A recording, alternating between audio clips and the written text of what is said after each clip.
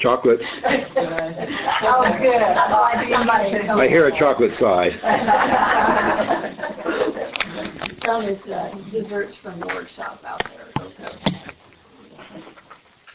A few people from one. Yeah, two aren't here. Eileen's not here, and Mary Kay's in Italy. So. Oh. And wasn't there someone else? Lila's here, yeah. Yeah, she's not a regular member. She lives in North Carolina. Okay. But she'll be glad to know you, mister. Yeah. Are you ready? We get up to page 11.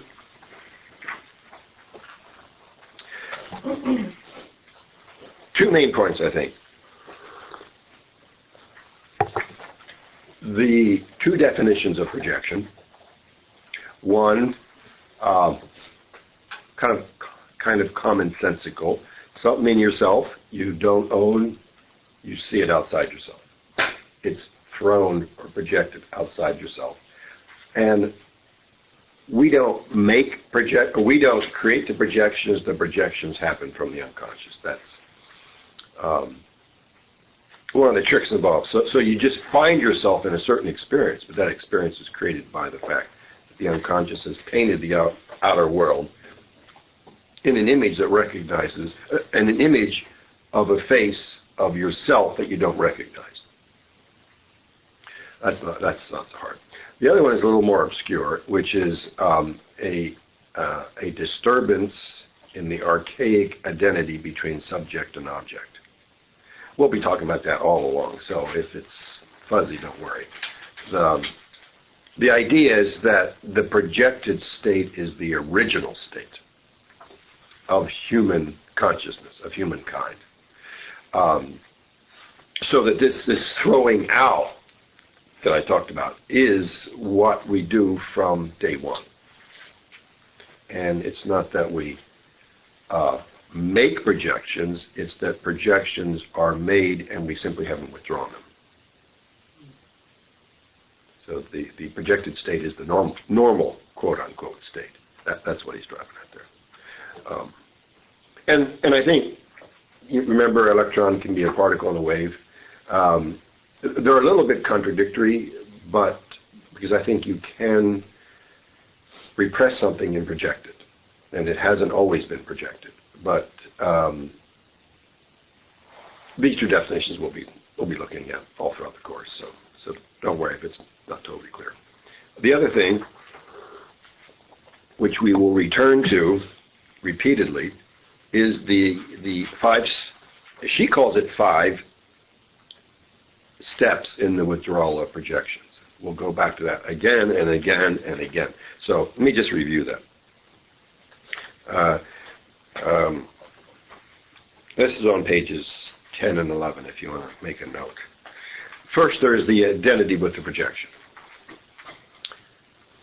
The identity with the world that the projection creates. So, I had a mean father, and I see every man is mean. And what I don't realize is I'm mean too. The second step is the step of differentiation. I begin to realize, maybe everybody isn't mean, or maybe that particular person isn't mean. And the third step is moral evaluation, that I realize that what I have seen is either helping me or hurting me, enhancing me or distracting me. That's the moral evaluation 3. The fourth stage is where we'll spend a lot of time in the book, is when we begin to realize that projection is an illusion.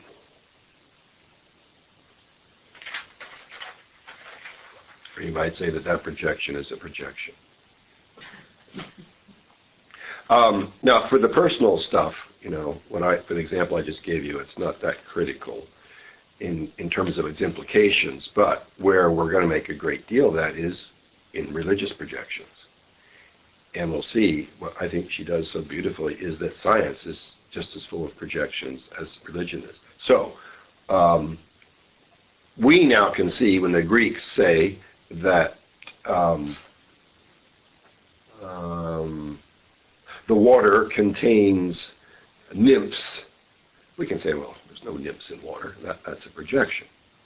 And the danger, however, is then we say that nymphs don't exist. Well, they don't exist literally, but they do exist psychologically. So that leads to the fifth step, where what has been projected is seen as existed internally. It's what has been projected is seen as existing internally. So in my personal case, I'd say, well, I'm the guy who's a creep. I'm the mean person.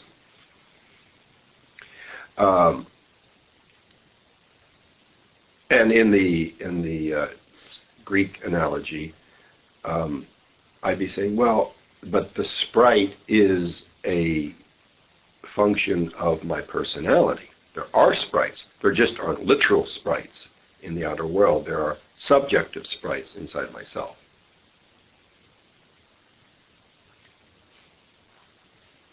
And then the last, she says it's the fifth step. I thought it was a little easier to break step 5 down into 5A or 5B or 5 and 6. That there's an integration. So it's one thing for me to say I have an inner sprite. It's another thing to say, what is that sprite asking me to do? It's one thing to say I have a mean inner father. It's another thing to say, and how do I transform that?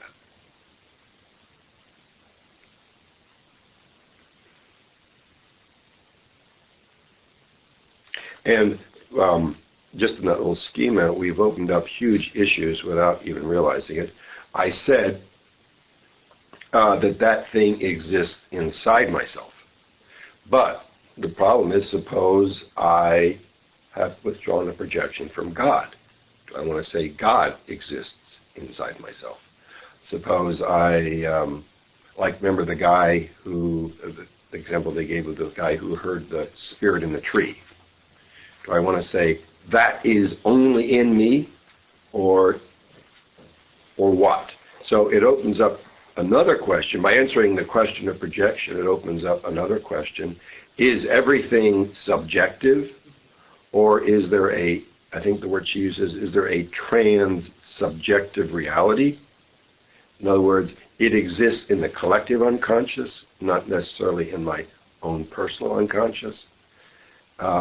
And then the question of, is there a metaphysical reality to those things that we once thought were divine? So that's why she's writing the book, to investigate some of those questions. So where does that thing ultimately lie is a question that comes up. Does that all sound familiar? And then we stopped on page 11.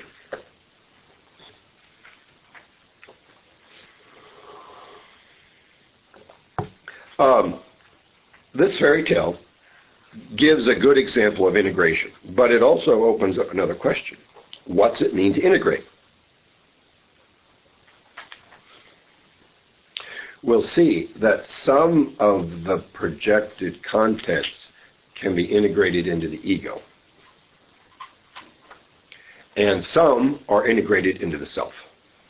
And that is a huge distinction.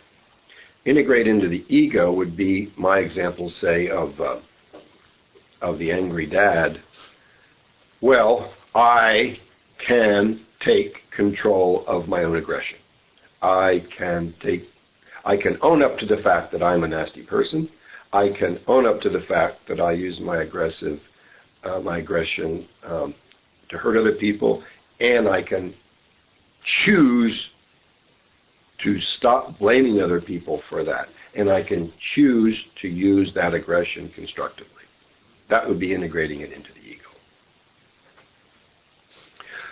Suppose it's that tree spirit, or suppose it's the water sprite, or suppose all the examples I gave, by the way, were negative. They can be positive. Suppose I project positive things onto a poet. Well, I just can't sit down and write a poem, but I find at certain moments I can be inspired to write a poem.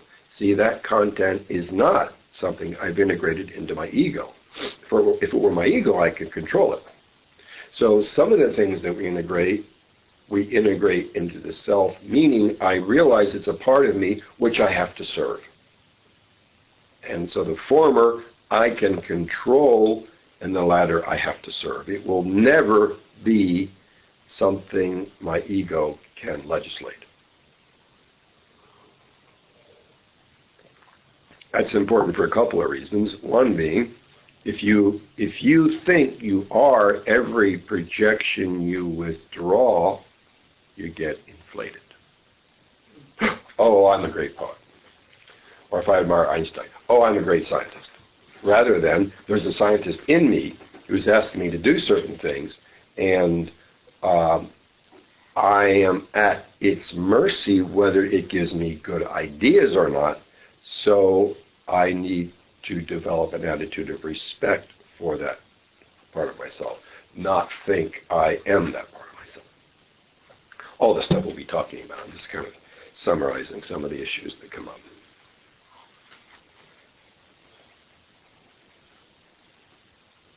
So we then, so let's start with paragraph what on 11?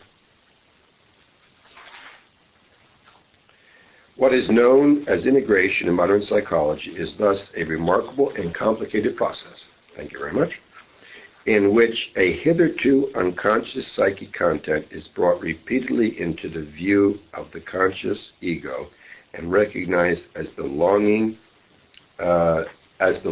to its own personality. In the process, this content is changed in its functioning and effects. Now that's integrating it into the ego.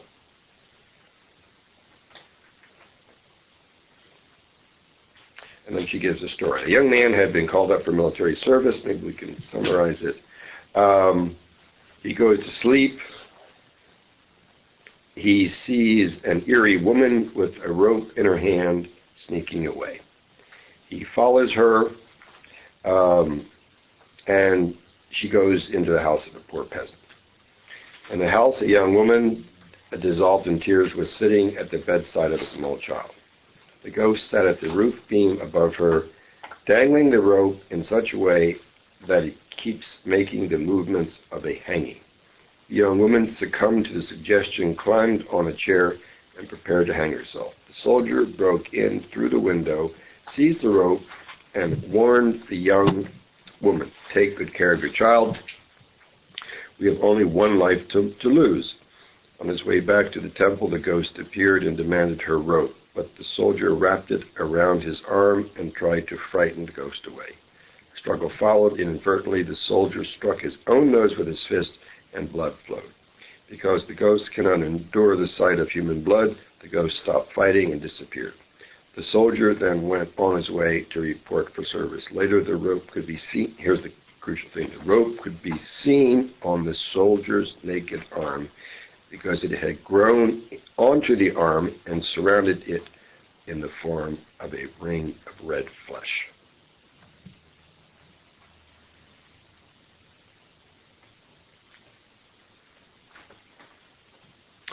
Who wants to try to interpret that?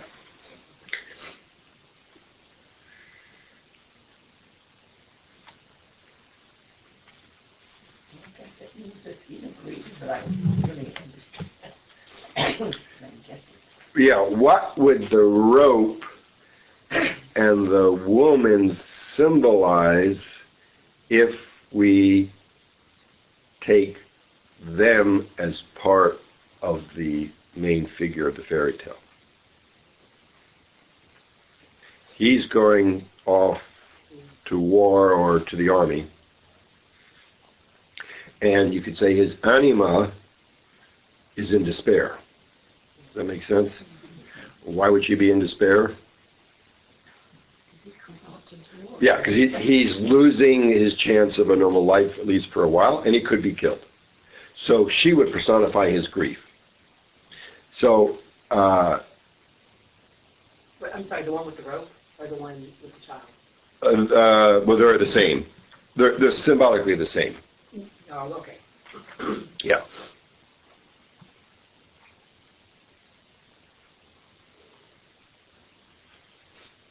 And the rope would be his own self-destructive tendencies, which we can assume he would be projecting onto somebody else. It could be onto a woman, it could be onto anybody. Here it sort of suggests it's a woman, but it wouldn't have to be only.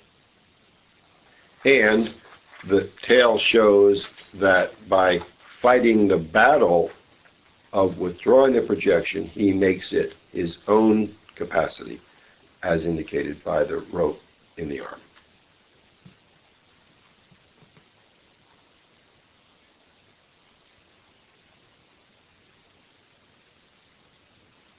And his hitting his nose is another indication that he's really struggling with himself.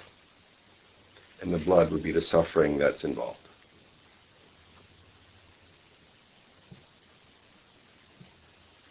So then the fact that it is on his, the rope is now on his arm, and that he has integrated his own self-destructive tendencies, Right. and is more aware of them. Yeah.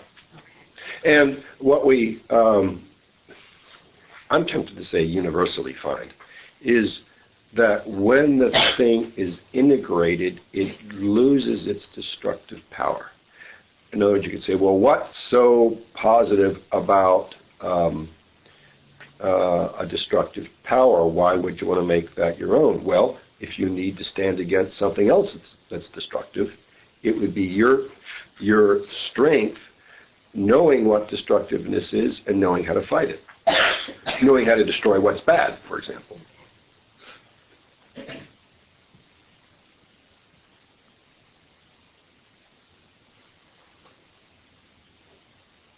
Can I ask you though, I mean, if he's going off to war, why would the rope have to be his self-destructive? Couldn't it be, in a way, what he's going to be called to do? I mean, I kind of read this almost as a projection of his dread of having, or whatever the right word is, of having to go fight. I think it is, in a way, his dread of having to go fight, but it leads him to a feeling of hopelessness. Mm-hmm. And that's what is overcome. Period. On the next part, it says, according to a belief prevalent in China, the spirits of women who have hanged themselves in grief over their unhappy lives cannot move on to the kingdom of the destruction they have brought about the suicide of another woman. I was thinking of it maybe as kind of a universal, not just his own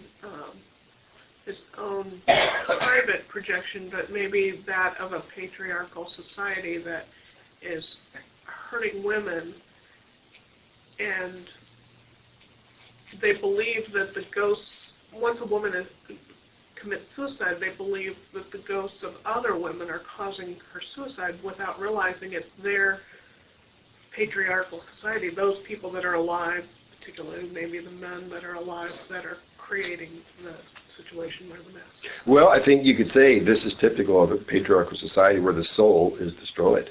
Yeah. In that sense, you could say it's a collective projection, and in that sense, it shows up in the tale that, where do we see that the ghost stopped fighting and disappeared, so that it really hasn't been fully integrated into the ego. And just the fact that there's a war shows that there's a certain amount of still destructiveness happening. Yeah.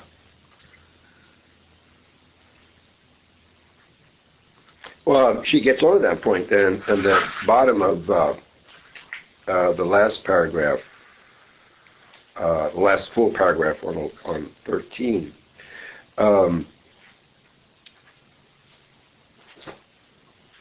Or it may appear in another medium, see where I am?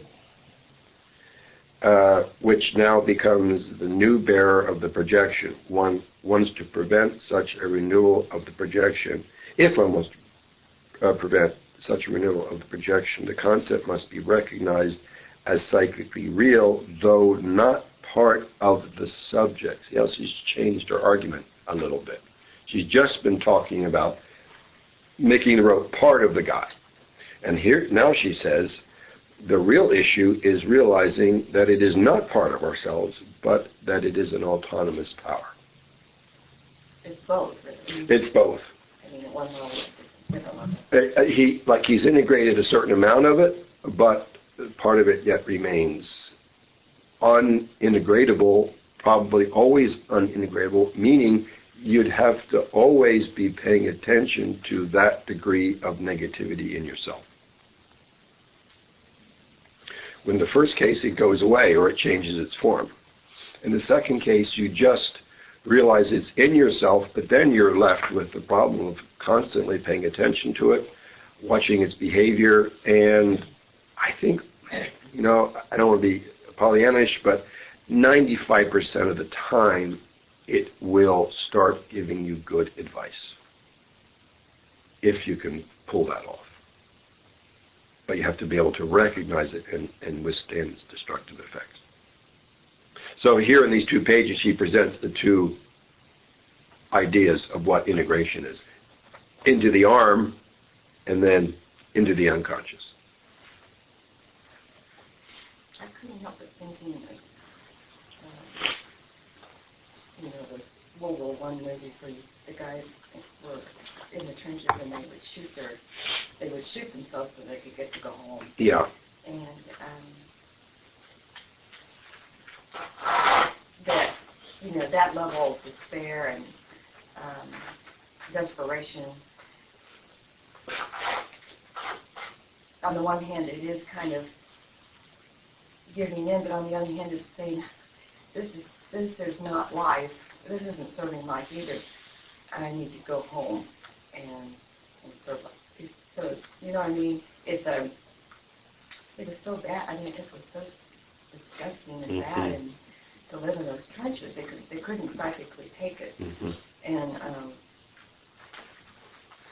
I got into a big argument with my husband about it because he went to Vietnam, and you know, he said that was betraying the fellow brothers in the fight. But then I said, but it's also a level of despair. I don't think any of us can understand just how bad that must have been, that you would shoot your own arm or leg or hand. Or put your arm above the trench, somebody on the other side would shoot it, and you couldn't be accused of aiming yourself. Oh. They did that too. Yeah. But, I mean, I'm trying to relate it to this big time. Well, it's the nature of evil. And you recognize it as an inner power. I mean, because in a way, I mean, you're being asked, you have to kill someone so you don't get killed, which is, to me, was similar to, you know, the ghost of the woman. You need to think about someone else's suicide. So you have to kind of accept that. Yeah. Even or whatever in yourself. And at the same time, with what Anne was saying, you know, that there is this, I mean, the fact that we even go to war and we force people into fighting like that, whereas, you know, like in Joie and Noel, I mean, they really didn't want to. None of these people wanted to. And so these governments get the people in situations, and the patriarchal values continue that. I don't know, I guess it's just a lot of levels mixed together, but to me, I mean, some of that to me was somewhat healthy, that they got that desperate that they went ahead and did something to well, it was certainly realizing that the enemy wasn't as bad as they thought it was, and that their situation was worse. That's part of integrating a protection.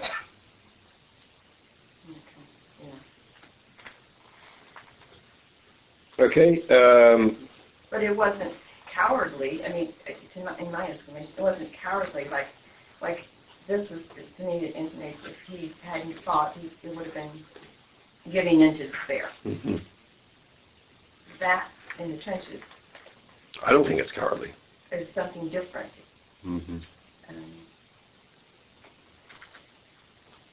I don't know the term you gave it, but I don't think it was giving Survival.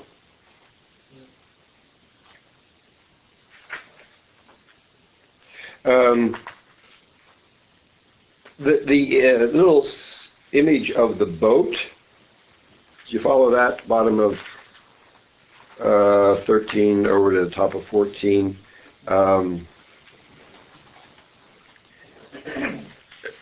The image is that we're all on a sailboat, and we have different sized boats, and withdrawing projection means putting more things in that boat. And the question is, how much can your boat hold before it sinks?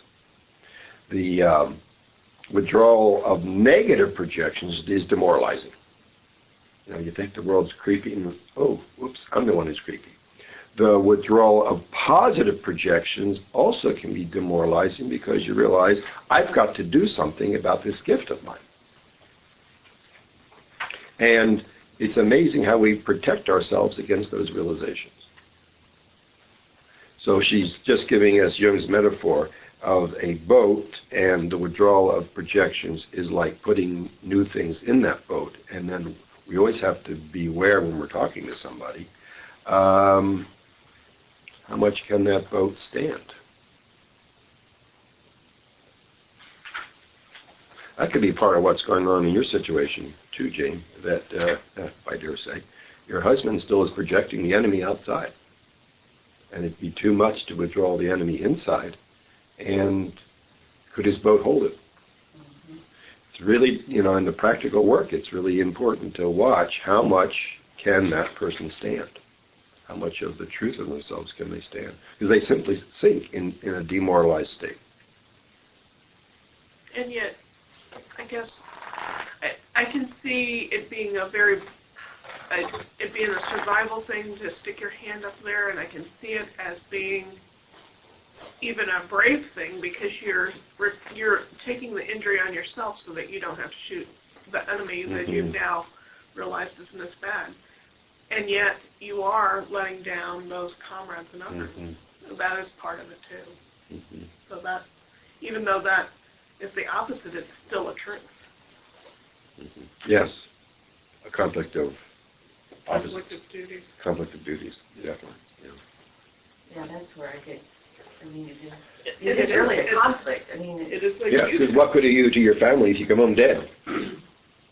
Yeah, I mean, there's that too. Mm-hmm. But, you know, the fact that you exit the stage makes it worse for your comrades. Because they have to pick stay and endure. Well, even the fact that we do the war is so different than what we're all taught. I mean, it's like you're brought up to love and, you know, be good, and then they say, okay, go in there and kill people. I mean, it's like you have to change your whole way of thinking. You can't. And the fact that 40 years later, your husband still struggles with that shows what a huge psychic issue that was for them. And now we're having Bob Dylan play the Vietnam. I thought they were horrible people. Now they're our friends. Look at the country. Just the North, yes. Oh, just the North, yes. South are okay. Yeah, now we're doing business with our country. See, the contradictions are just unbelievable.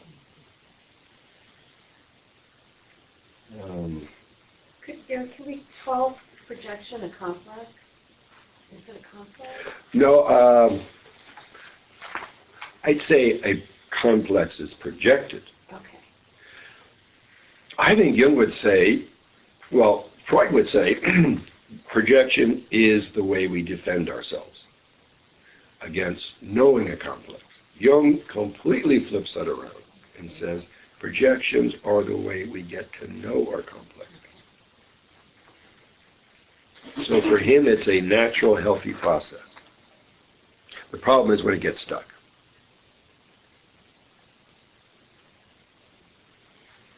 So could you say those two opposites are both true?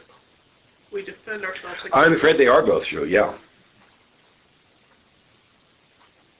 I'll give you an example. I remember the first time I worked with a very strong sexual feeling, transference and countertransference. I'm not crazy about those words. Anyway, I talked about, and I couldn't do anything with this woman for quite a while. And I took it to one supervisor, and he said, well, you see, that sexual transference is her resistance against consciousness. I took it to another one. He said, you idiot, that's why she's coming. See what I mean? Both were true. I think the latter was, for me, the real truth.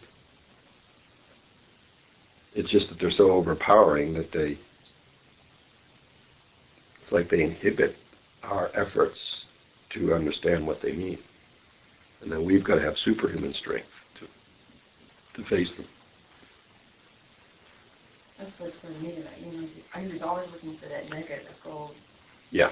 in the ship. And I think where you really see it, I don't know if we'll get into it in the book so much, but if you've paid attention to your projections over years,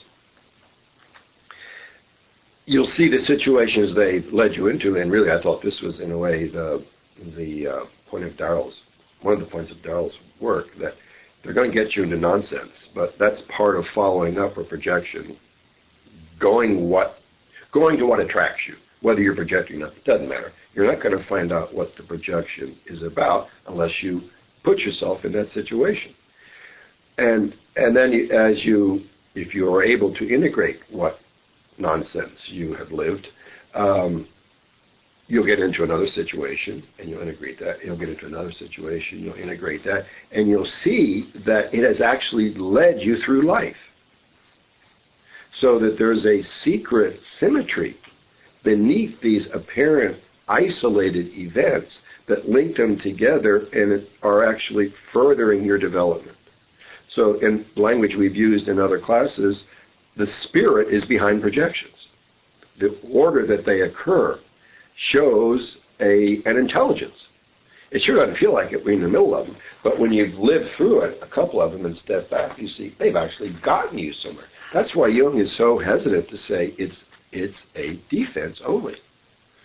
But it is really the means by which consciousness is created and our own destiny is revealed. Because each projection will be expressing to you the next phase of your destined development. So you don't choose these projections.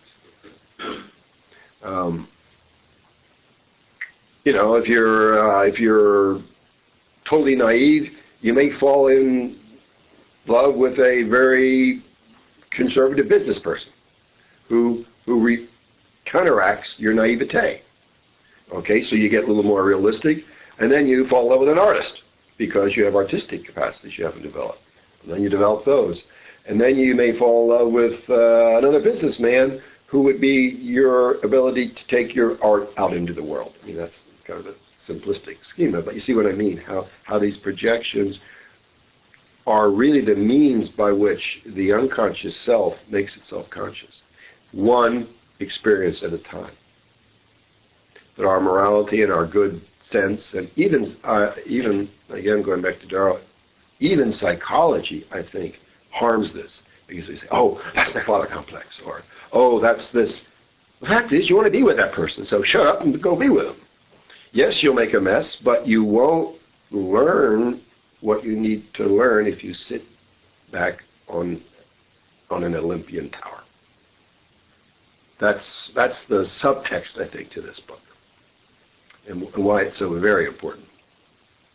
So you can't talk about the projections very long before you start talking about the self. And the projections are the way the self, one of the ways the self makes itself known. This would be the Gnostic idea of recollecting parts of yourself, and projection and recollection. What you're doing is you're recollecting yourself. But it takes a lot of courage, strength, and a certain sense of humor. I think Darrow probably emphasized the humor aspect of it, but to not stay back from life because it's not always neat and clean. And we used to blame the church. Now I think we can blame psychology sometimes.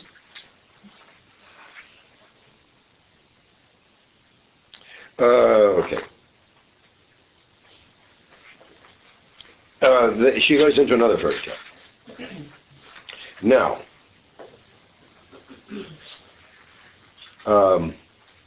try to give you an overview before we do it. The first fairy tale presented the issue of what it is to integrate into ego. And then we saw an allusion to what it is to integrate something not into the ego. The fact that these things sometimes can't be made only factors that we can control. Now she gets into a fairy tale to discuss another point, and I have got to confess, I think it's confusing. And I have never understood why Jung discussed it the way he did. Let's at least look at it, and I'll try to explain my own confusion, which may or may not be right. Anyway, bottom of 14. A peasant.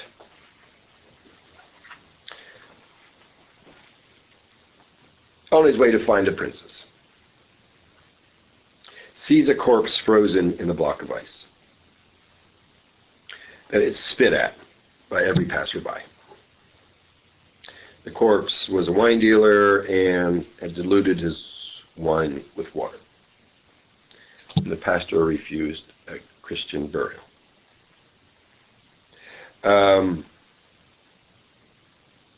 He meets a traveling companion, and the companion offers to win him the beautiful princess, and he learns that that princess has been bewitched by a troll. After a bunch of hardships, the princess is won. Later, a year later, at the top of 15, the companion reveals that he is the dead wine dealer, and that was his way of rendering thanks. But now he must go away forever because the bells of heaven are calling. So the idea is, by feeling sympathy for that corpse, he effects his transformation. And then she gives another story of a dead man who is so poor that no one will bury him. And the hero offers his money for the man's death. Good slip. Hungry. So the point of both that she'll follow up on is sympathy. We could just back up a second and notice how other people are projecting their shadow onto the wine dealer by spitting at him. That's not where she goes with a fairy tale, but that would be a fair way to go. What she does is analyze this business of sympathy in terms of projection. And here's where I get confused. She says sympathy is an act of lodging your imagination about yourself in somebody else, or imagining you would be that person, projecting your own existence onto that other person as a way of establishing sympathy. So it's like, if I were you, I would feel this way. You know, mirror neurons speak to that whole thing, because they've discovered that the brain actually has that physical response when it sees suffering in another person. It puts you there. That's what we're talking about. It's neurological. Wow. And they can see that. Mm-hmm. Exactly. Don't you call that empathy, not sympathy? Empathy, yeah. What does she? Sympathetic response. I think they're the same. Some people do make a distinction. Yeah. Sympathy would be what, a little more pity. Or empathy being more conscious. Perhaps. I don't know. What do you think, Candy? It'd be interesting. This is a translation. And I know in German the word for empathy is sympathisch. So I don't have the German here. what her German was. I don't even know if they make a distinction between sympathy and empathy.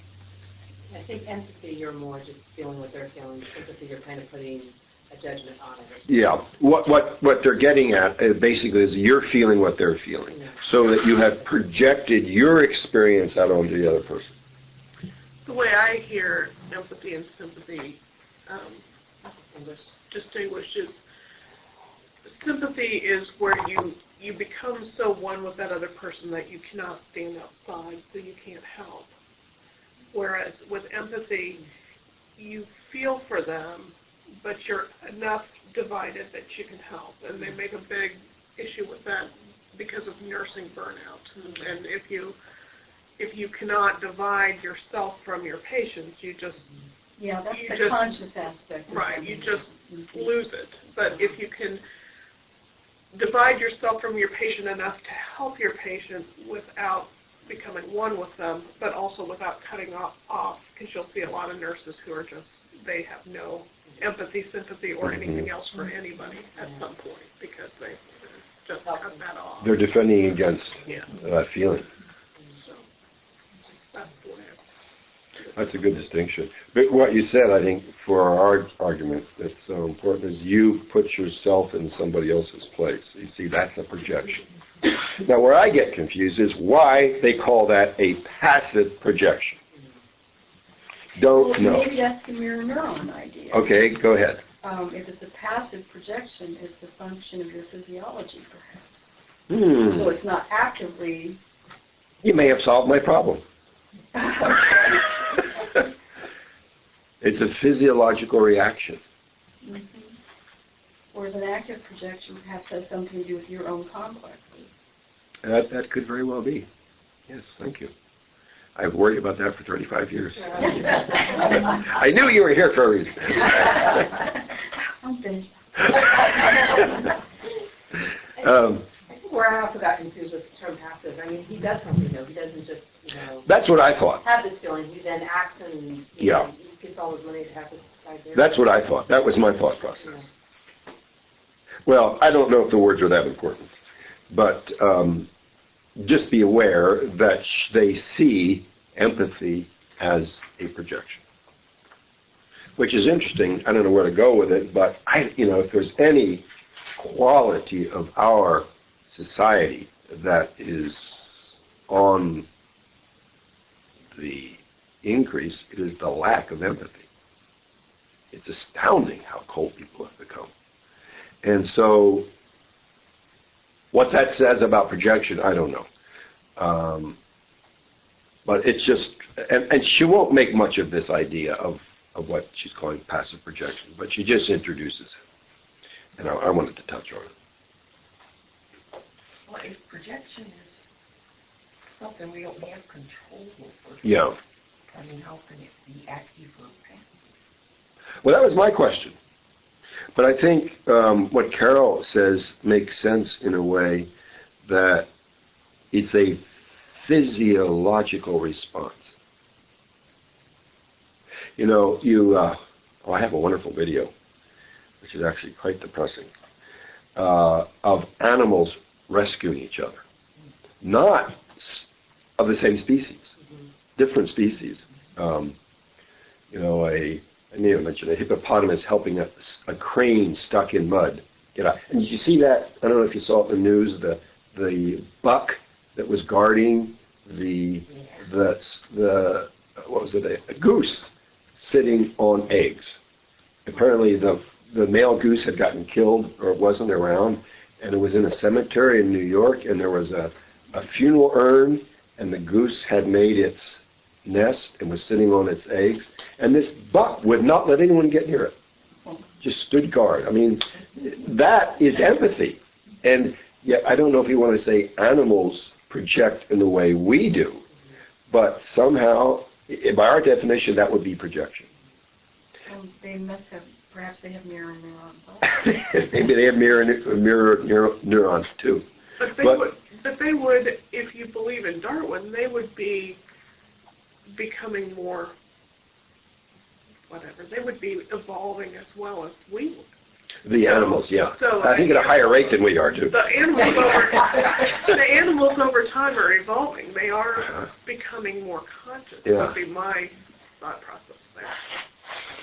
Well, that maternal instinct, to me, that shows that it got activated. Yeah. This would be saying the maternal instinct is a projection, based on a projection, but a projection which is physiologically happening. They use the word passive. I don't care about the word. Just so you know that how they try to see sympathy, empathy, whatever you want to call it, as our ability to see ourselves and the other person and say, if I were in their shoes, this is how I would be feeling, therefore I will do such and such. As I said, this is about the last time we'll hear of it, but I did want to mention it. She'll be talking about what she calls active projection, of our seeing a complex of our personal or collective unconscious in the outer world or another person. I mean, to me, then, it almost means it's conscious if it's active, it's unconscious if it's passive. Or instinctual. Or instinctual, yeah. I would go maybe instinctual with passive, unconscious with active. Because both are really, I don't know, don't worry about the words. I think you're driving yourself nuts. It drove me nuts until Carol set me straight. I'm happy with neurons. But here's how she describes it, just to hear it. 16, the end of the first paragraph. When unconscious identity operates negatively, it causes us naively and thoughtlessly to take for granted that the other is like us and that what is valid for him is also valid for us is also valid for him. That's what you were talking about, I think, Anne. So that we feel justified in improving him, that is, in raping him psychologically. This is the origin of active projection. Passive projection down below is unconscious empathy, is part of the psychological principle of Eros and forms the basis of all social relations. Active projection, on the other hand, belongs to the realm of Logos since it is concerned with an act of recognition. Just so you know, there are two different types. And I think we can forget about empathy because she's going to be talking about the other type pretty much in the book. That's pretty strong, raping. Raping is a pretty strong word. Boy, you know, the more I do this work, the more I feel that. That's right. I've heard it, I think in pop psych they call it soul murder. And how much of what collective consciousness calls goodwill is really murdering the other person. Because it assumes that I know what's right for them. My help is to help them go in a certain direction. Well, that direction is my direction. I mean, look at our foreign policy. We're helping Middle East. See what I mean? We're just murdering them. So not to get you out of feeling helpful, but to be aware of the hidden power principle in certain forms of goodwill. And then it's interesting, then she links the passive into the feeling function. Whereas Yes. up here, Yeah. the active, well, Yeah. I find her vocabulary confusing. So I would just say, think of empathy as based in projection as much as what we normally call projection. It looks like she says the active is unconscious identity, and then the passive is unconscious empathy. Yeah. That helps a little. Yeah. say that again. Well, on the top part that you read about active imagination, it starts out saying with unconscious identity, Mm-hmm. and then down below the paragraph on passive projection, she calls it unconscious empathy. So maybe it's the aspect of identity, identification. I don't know. Slippery. Yeah, I think we drive ourselves crazy. Yeah, I'm with you on that one. And yet we all know when somebody's trying to psychically murder us. Yeah. Oh, yeah. You can feel that.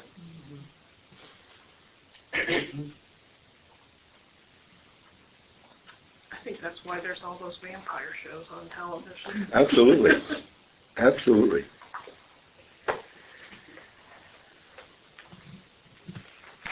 Okay, now we switch gears a little bit. We talk about bewitching. Sorry about what you say? Bewitching. Oh. Bottom of 16.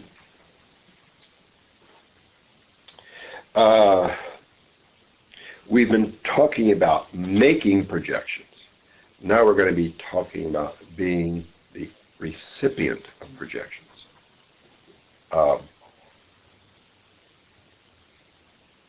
Another way to put that, which would be more amenable to common speech, but we are trying to introduce a little bit more differentiated vocabulary, is what is the effect on you of other people's expectations, and particularly with children.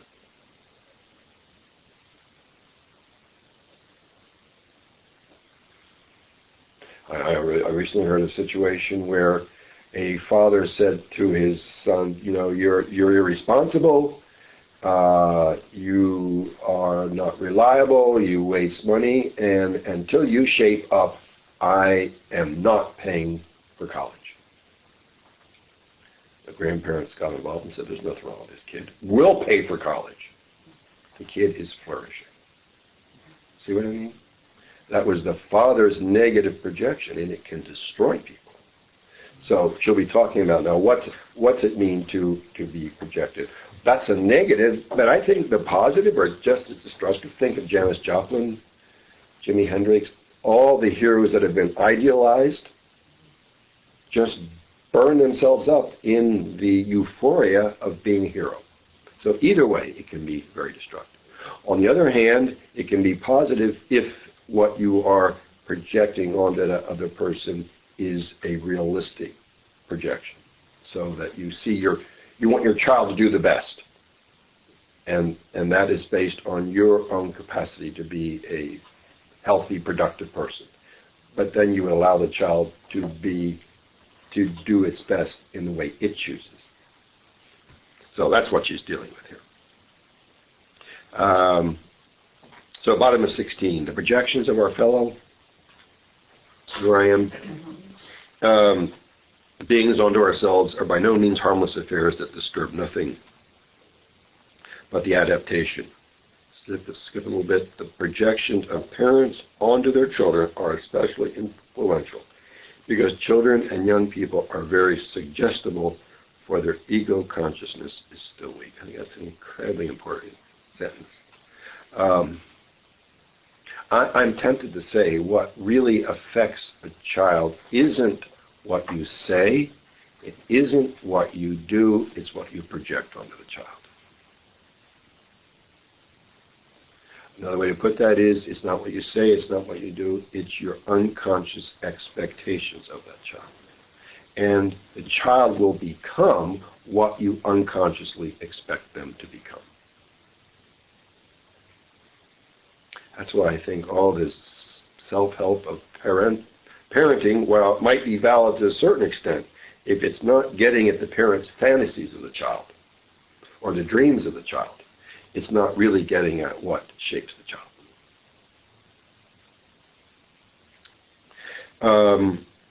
She gives a fairy tale again. 6 swans. Top of 17. The witch-like stepmother throws a garment over her stepsons, thereby transforming them into swans. This can be taken quite literally as projection. The mother, being negatively disposed to the children, sees in them, and I love this phrase, not their own human nature, but rather throws over them the projection of something's bird image existing in her, namely her own unconscious, neglected spiritual side. But behind all of this book is this question: what is our own human nature? And how can we help our loved ones develop it? And how can we make sure we are developing it? How can we watch what we are projecting onto them? And how can we discern what's being projected onto us so that the true nature of both persons can flourish. One that comes across this quite often in everyday life when a mother, out of laziness or for other reasons, neglects her own spiritual development.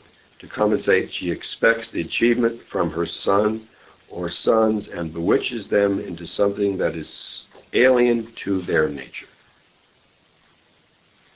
The sons, for instance, may have to pursue an ambitious academic career in order to satisfy the mother's unconscious expectation. In the fairy tale just mentioned, they become birds, that is, rootless, dehumanized spirit beings. I remember, was it 2 years ago, this guy in my French class, really a nice guy, who wanted to study philosophy, and his parents insisted he studied law. And by the time he was 21, he had 2 DUIs. Mad as hell. But they didn't care what he wanted to do. They had their idea what he should do.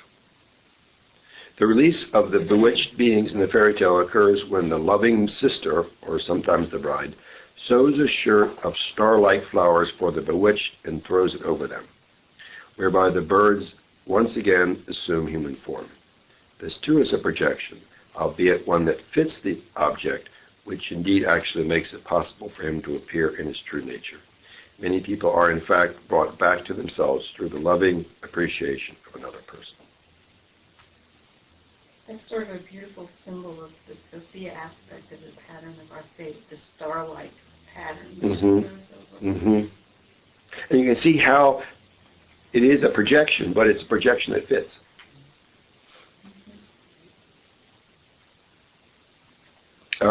The teacher or therapist who gives credit, so to speak, to his pupil or patient through the expectation of positive results can often nurture a blossoming of the other's real personality and gifts.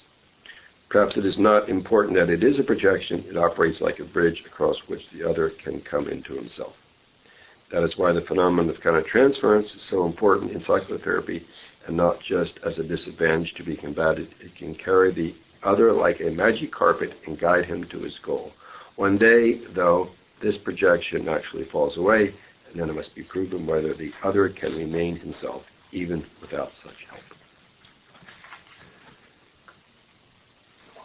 Chocolate time. I need something good with fun. Get a reward for sticking with all this tough psychology.